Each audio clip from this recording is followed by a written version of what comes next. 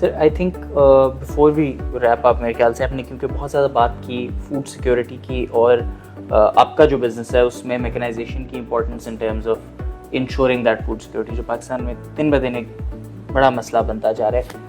آپ کیونکہ اس انڈسٹری سے بلانگ کرتے ہیں, your C E O of Pakistan largest tractor manufacturer, آپ ویری کوئک پوائنٹس میں اگر میں تھوڑا سا بتا سکیں, کیونکہ آپ نے ذکر کیا کہ ایک میکنائزیشن پالیسی ہونی چاہیے which doesn't necessarily have to do with just tractors, مگر کوئی ایک روڈ میپ, کوئی طریقہ کہ ہمارے جو کسان ہیں اور خاص طور پہ چھوٹے کسان 5 ایکڑ 3 ایکڑ 4 ایکڑ والے, ان تک کیسے اس ٹیکنالوجی کا, اس مشینری کا فائدہ پہنچایا جائے.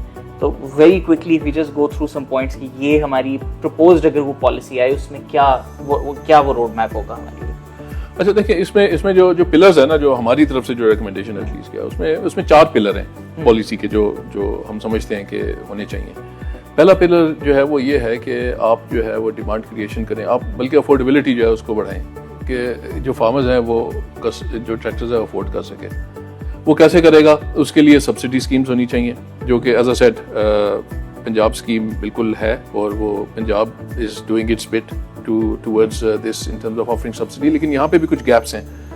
سبسڈی جو ہے وہ مینز ٹیسٹڈ نہیں ہے, مطلب وہ ہر ایک کو سبسڈی کا چانس دیا جاتا ہے, بیلٹنگ ہوتی ہے, اس میں اپلیکیشنز ہوتی ہیں, اور اس کے بعد پھر جس کا نام نکل آئے اس کو ٹریکٹر دیا جاتا ہے. تو اس سے یہ ہے کہ جو موسٹ ڈیزرونگ جو کیسز ہیں ان کو نہیں دیا جاتا. تو ہمارا یہ خیال ہے کہ مینز ٹیسٹڈ سبسڈی ہونی چاہیے. جو ڈیزرو کرتے ہیں, جو واقعی وہ لوگ ہیں جو کہ جن کے کم 5 ایکڑ ہے یا مطلب کم فارم ہے, ان کو سبسڈی زیادہ دی جائے, اور تاکہ وہ ٹریکٹر لے سکیں اور اپنی جو ایگریکلچرل جی ڈی پی میں اپنا جو ہے وہ اس میں وہ گروتھ دکھا سکیں. ایک تو یہ ایلیمنٹ ہو گیا. اس کے علاوہ لو انٹرسٹ لون جو ہے وہ لونز ہونے چاہیے تمام فارمرز کے لیے.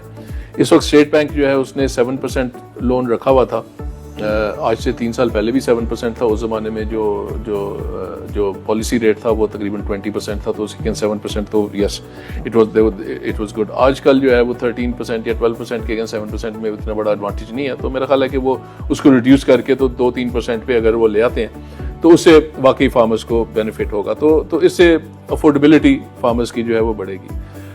اچھا, سیکنڈ پلر جو ہے وہ ہے ہائرنگ سینٹرز, جو کہ ہم نے کافی اس پہ ڈیٹیل میں ڈسکشن کیا. ہمارا یہ خیال ہے کہ گورنمنٹ کی طرف سے ایک ڈائریکشن ہونی چاہیے, ایک پالیسی ہونی چاہیے کہ ایریا میں, مطلب لیٹ سے کہ ایک یونین کاؤنسل کے ایریا میں ایک ہائرنگ سینٹر ہو. اوکے, مطلب اس لیول پہ ہائرنگ سینٹرز جو ہیں ان کو کیا جائے, اس میں اپلیکیشنز لیں.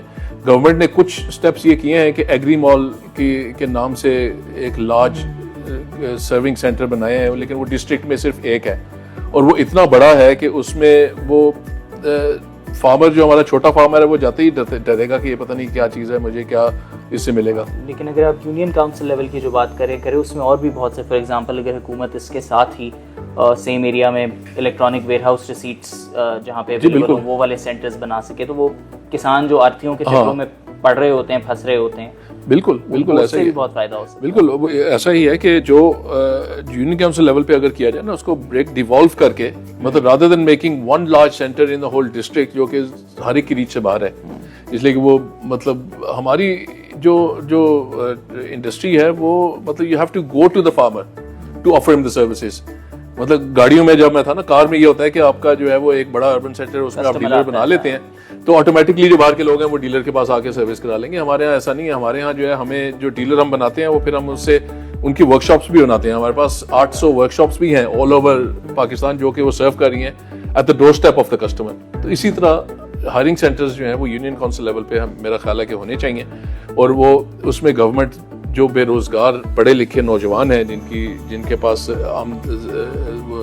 اس کا آمدنی کا ذریعہ نہیں ہے, ان کو موقع دے, ان کو اکانومی میں انوالو کرے, ان کو مطلب یو کوڈ ہیو لائک مطلب in the past we had yellow tractor scheme, yellow cab scheme, تو why not yellow tractor scheme کہ جو مطلب اس کو کرائے پہ چلائے, اور اس پہ جو ہے وہ اس کو استعمال کر کے تو لوگوں کو سرو بھی کرے, اور اپنا جو رینٹل جو اکوپمنٹ کی کیپٹل جو پرچیز ہے اس کی پیمنٹس بھی کرتا رہے. تو اس طرح ایک کسٹم ہائرنگ سینٹر کی ایک پالیسی ہو جو کہ آل اوور پاکستان چلائی جائے. That's the second pillar. Third pillar جو ہے وہ یہ ہے کہ ادر دین ٹریکٹرز دوسری جو مشینری ہے اس کے لیے انکریجمنٹ ہونی چاہیے, اس کے لیے فائنینسنگ اویلیبل ہونی چاہیے, اس کے لیے جو ہے وہ اس کی ڈیمانڈ کریشن بھی ہو, اور مینوفیکچررز کو بھی انسینٹیوز دیے جائیں تاکہ ہم ان کو اس ٹیکنالوجی کو انڈیجنائز کریں اور اس کو ہم پروموٹ کریں اور سیل کریں. اور فائنلی چوتھی جو پلر ہے وہ ہے ایکسپورٹ. ہم تو آلریڈی ایکسپورٹ کر ہی رہے ہیں, لیکن یہ ہے کہ ایز اے سیڈ مطلب ایکسپورٹ کر کے ہم نقصان ہی کرتے ہیں اپنا, اس لیے کہ ٹو بی آنیسٹ اگر میں ایک ٹریکٹر بیچتا ہوں لوکلی تو مجھے وہ زیادہ فائدہ ہے وہ کرنے میں بجائے اس کے کہ میں ایکسپورٹ والا ٹریکٹر بیچوں. اس لیے کہ جب میں لوکل بیچتا ہوں تو اس میں میرا جو وہ ٹیکس ہے وہ کسٹمر پے کر دیتا ہے. ایکسپورٹ مارکیٹس میں کمپیٹ کرنے کے لیے مجھے ٹیکس سیلز ٹیکس مائنس کرنا پڑتا ہے اور پھر اس کا ریفنڈ جو ہے وہ دوبارہ سے وہ پھنس جاتا ہے. اور اس کے علاوہ ویسے بھی جو ہے وہ سبسڈی باقی ملکوں میں جن سے میں کمپیٹ کر رہا ہوں, جیسے چائنا سے کمپیٹ کر رہے ہیں ان ٹرمز آف مطلب ایکسپورٹس, تو ان کو تو پوری طرح سے سبسڈائز کیا جا رہا ہے فرام دا گورنمنٹ. یوٹیلیٹیز بھی ان کی جو ہے وہ مطلب وہ سبسڈائز ہوتی ہیں. اسی طرح انڈیا میں بھی سبسڈی دی جاتی ہے ایکسپورٹرز کو. انڈیا 1 لاکھ ٹریکٹرز ایکسپورٹ کر رہا ہے اس وقت مطلب سال کے, اور مطلب دیٹس دا پوٹینشیل. ہمارا پروڈکٹ جہاں جہاں ہم نے انڈیا سے ہیڈ ٹو ہیڈ مقابلہ کیا ہے, آئی ایم پلیز ٹو سے کہ ہم نے انڈیا کو ہرایا. افغانستان میں مطلب انڈیا کی پریزنس جو ہے وہ کافی اسٹرانگ تھی, ہم نے انٹری وہاں پہ لی اور اب مارکیٹ شیئر ہمارا جو تھا وہ ٹوٹل مطلب we gained all the market share in Afghanistan. Unfortunately یہ وار شروع ہو گئی, اس کی وجہ سے ہماری سپلائی رکی. اب انڈیا دوبارہ اس کو موقع مل گیا کہ وہ اپنا فٹ ہولڈ ادھر اسٹیبلش کر لے. تو اسی طرح افریقہ میں بھی جہاں جہاں ہم کمپیٹ کرتے ہیں تو وی give them run for the منی. تو اگر وہ 1 لاکھ ٹریکٹر بیچ سکتا ہے تو ہم بھی 1 لاکھ ٹریکٹر بیچ سکتے ہیں, لیکن سپورٹ ہونی چاہیے نا گورنمنٹ کی طرف سے.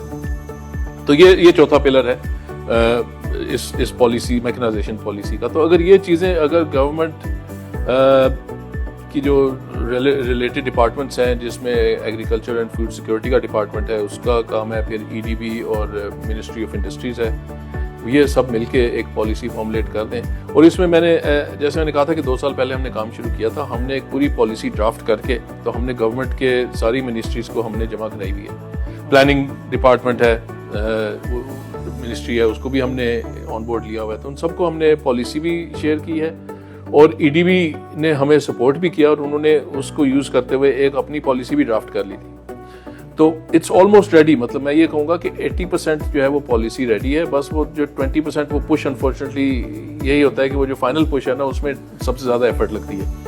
تو وہ اگر ہو جائے تو میرا خیال ہے کہ یہ پالیسی اگر انڈسٹریز یا ایگریکلچر دونوں منسٹری سے اگر آ جائے تو پھر میرا خیال ہے کہ ایک ایسا ریولیوشن ہم سٹارٹ کریں گے جس میں نہ صرف ہماری فوڈ سیکیورٹی کی ایشورنس ہو جائے گی بلکہ یہ کہ ہماری انڈسٹریل گروتھ بھی ہوگی, ہماری ایگریکلچرل گروتھ بھی ہوگی, ہماری ایکسپورٹس بھی بڑھیں گی, ہماری جو مشینری کی انڈیجنائزیشن بھی ہوگی, اور جو نوجوان جو بے روزگار نوجوان ہیں ان کو بھی ہم روزگار پرووائڈ کریں گے تھرو کسٹم ہائرنگ سینٹرز. فیل صاحب, امید ہے کہ یہ سب کچھ ہو پائے گا. Thank you very much for your time.